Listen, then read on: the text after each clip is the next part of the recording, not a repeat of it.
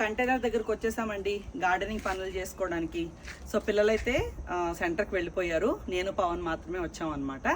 So ఈరోజు కొంత harvest అయితే వచ్చింది మన కంటైనర్ హోమ్ దగ్గర.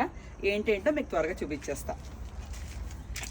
సో ఇవి వచ్చేసి రంగురంగుల బెండకాయలండి, చెమ్మకాయలు, చెట్టు చెమ్మ, పొట్టి బీరకాయలు ఇదొక రేర్ వెరైటీ, పొట్టిగా వస్తుంది అనమాట కాయ అంతే.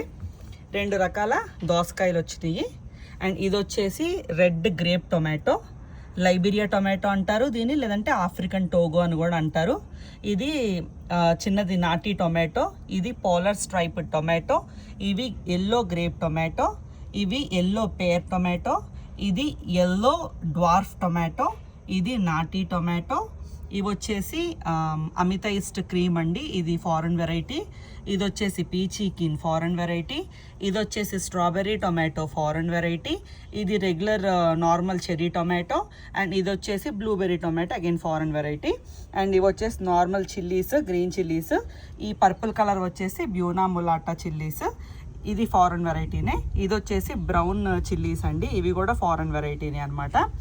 సో చూస్తూనే ఏమీ లేనట్టు ఉన్నాయి, పిచ్చి పిచ్చిగా స్ప్రెడ్ అయిపోయి ఉన్నాయి మొక్కలు.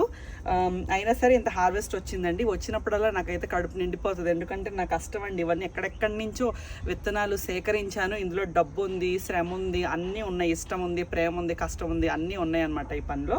సో ఈ చిన్న హార్వెస్ట్ మీకు ఈ షార్ట్లో చూపిద్దామని చూపిస్తున్నాను.